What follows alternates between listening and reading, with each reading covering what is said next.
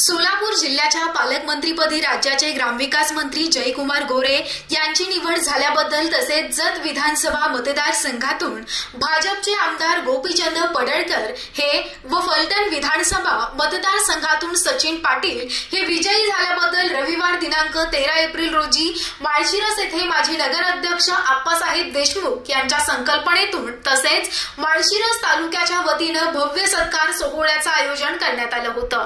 यावेळी प्रमुख अतिथी म्हणून माजी खासदार रणजितसिंह निंबाळकर, माजी आमदार रामभाऊ सातपुते, भाजपचे जिल्हा अध्यक्ष चेतन केदार, माजी नगराध्यक्ष आप्पासाहेब देशमुख, नगराध्यक्ष विजय देशमुख, नागेश वाघमोडे, भाजप किसान मोर्चाचे प्रदेश सचिव माऊली हळणवर, भाजपचे सोलापूर जिल्हा उपाध्यक्ष सुभाष मस्केसर, अमोल कारंडे, जगदीश कोळेकर, वैभव सोलनकर यांच्यासह माळशिरस नगरपालिकेचे विविध नगरसेवक, माळशिरस तालुक्यातील भाजपचे, महायुतीचे विविध पदाधिकारी, समर्थक मोठ्या संख्येने उपस्थित होते। या सत्कार सोहळ्यामध्ये बोलताना पहा काय म्हणाले सोलापूर जिल्ह्याच्या पालकमंत्रीपदी राज्याचे ग्रामविकास मंत्री जयकुमार गोरे। नगरीची सेवा करण्याची संधी दिली। मी पालकमंत्री कुठेही झालो असतो, पण विठ्ठलाच्या नगरीचा मी पालकमंत्री आहे। आता पालखीची सेवा करण्याची संधी मला मिळणार आहे। ज्या पालखीमध्ये गोपीशेठ दर्शनाला तडफडत कुठेतरी बाजूला उभा राहत होतो, कधी पालखीपर्यंत पोहोचता आलं नाही।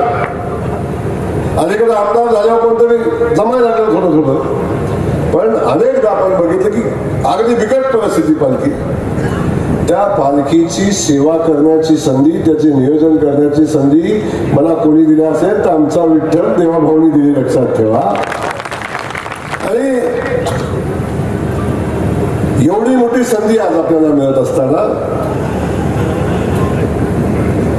ज्या ठिकाणी आपण पालकमंत्री म्हणून जातोय तीही लोक आपले स्वागत करतात, त्याच्यापेक्षा आनंद काय असू शकतो।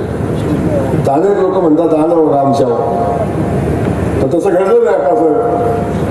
त्यामुळं याचा मला मनापासून आनंद आहे। आणि आज आमच्या दोघांचंही स्वागत केलं, आमच्या सेठचं स्वागत आपण केलं, आणि सेठ स्वागताला पात्र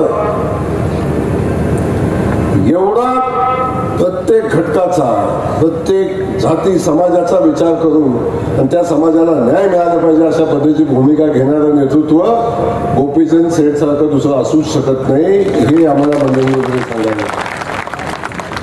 आणि आम्ही सामान्य कुटुंबातले आहोत, हे सेठच सामान्य कुटुंबातलं आहे। बघा सांगा, इथे एक कडी कुणाचा ऊस तोडवाला, दुसरा गोपीशेठ मेंढरवाला, आणि ह्यो रेशनिंगवाला। बघा हे कुठे घडू शकतं? हे फक्त भारतीय जनता पार्टीत घडू शकतं। सामान्य माणसाला न्याय मिळाला, सामान्य माणसाची सेवा करणाऱ्या नेतृत्वाला न्याय मिळाला, हे फक्त भारतीय जनता पक्षामध्ये घडू शकतं। मी बघितलंय, मला अनुभव आहे।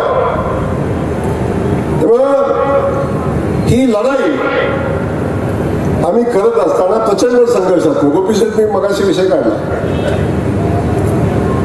शेठ हा संघर्ष आहे, प्रस्थापित विरुद्ध विस्थापित।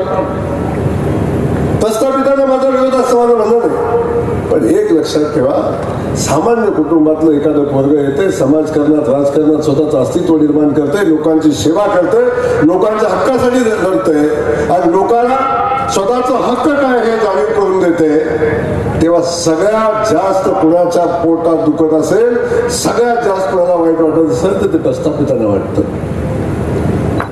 आणि माझ्यासारखं एखादं सामान्य कुटुंबातलं पोरग पुढे येते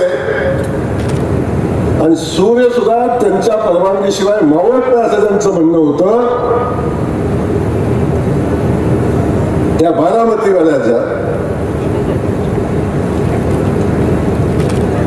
11 आमदार त्यांचे, 8 आमदार त्यांचे, आणि असा समज होता की आम्ही दगड उभा केला तरी निवडून आणू, असा आमचा मान तालुक्याचा इतिहास माहिती आहे आपल्याला। त्या ठिकाणी स्वतः खासदार असताना एक वर्ग येते आणि विधानसभेला उभं राहते, अपक्ष आमदार होते, तेव्हापासून हा संघर्ष सुरू झाला. आमच्या आशीर्वादाशिवाय हे कसं निवडून येऊ शकतं आणि निवडून याचं धाडस कसं करू शकतं, तेव्हापासून उभा झालेला हा संघर्ष आहे. आमदार झालो सेठ, अंगावरचा गुलाल पण निघाला नव्हता. मुंबईत जाऊन काही नेत्यांची गाठभेट झाली. मी दिल्लीला गेलो आणि दिल्लीला गेलो तो मागणं निरोप आला, तुमच्यावर खुनाचा प्रयत्न केल्याचा गुन्हा दाखल झाला आहे. काय गुन्हा दाखल झाला की म्हणे जयकुमार गोरेनं अपक्ष, सत्ता त्यांची, पोलीस अधिकारी त्यांचे, पण माझा आरोप काय झाला की जयकुमार गोरेनं सदाशिव तात्यांचा खून करण्याची सुपारी पोलिसांना दिली, पोलिसांनी फायरिंग केलं. म्हणजे जे पाकिस्तानात पण कधी घडणार नाही ते इथं घडलं असं सांगितलं. आणि तिथून सुरुवात झाली. तिसऱ्या दिवशी माझ्या खुनाचा गुन्हा, प्रयत्न केल्याचा गुन्हा दाखल झाला. तेव्हापासून संघर्ष आहे. अशी एक निवडणूक झाली नाही, एक कधी घटना अशी घडली नाही, निवडणूक कुठली आली माझ्यावर गुन्हा दाखल झाला नाही. आता शेवटची निवडणूक जेव्हा 2024 लढत होतो सेठ, तेव्हा सुद्धा म्हणजे जयकुमार गोरेनं कोविड मध्ये मेलेल्या मरावरचं टाळूचं लोणी खाल्लं. ज्या जयकुमार गोरेनं 3,500 रुग्णांवर स्वतःच्या खिशातलं कर्ज काढून लोकांची सेवा केली, त्या जयकुमार गोरेवर आरोप केला काय की कोविड मध्ये रुग्णांचे पैसे खाल्ले. सेठ 32 लोकांच्या मध्ये 2 लोकांचे पैसे आले होते, ते 64,000. किती? 64,000. आणि त्याच्यावर सुरुवात झाली. सांगायचा हेतू एवढाच आहे की असंख्य संकटाचा सामना करून आपण सेठ पुढे चाललो, पण लोकांची सेवा करतो. मला सांगायला अभिमान, आनंद आहे. सेठ इथं खूप मोठे नेते झाले माळशिरस्ता म्हणून अनेक जण सांगतात, पण आजही माळशिरस तालुक्यातल्या 22 गावांना शेतीला पाणी नाही, ही परिस्थिती आहे.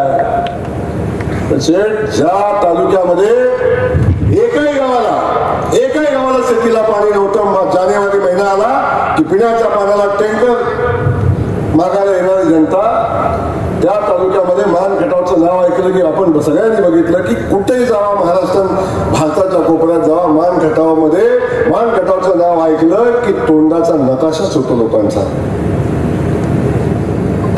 त्या मानखटावमध्ये 3 वर्षामध्ये शेत 3 वर्ष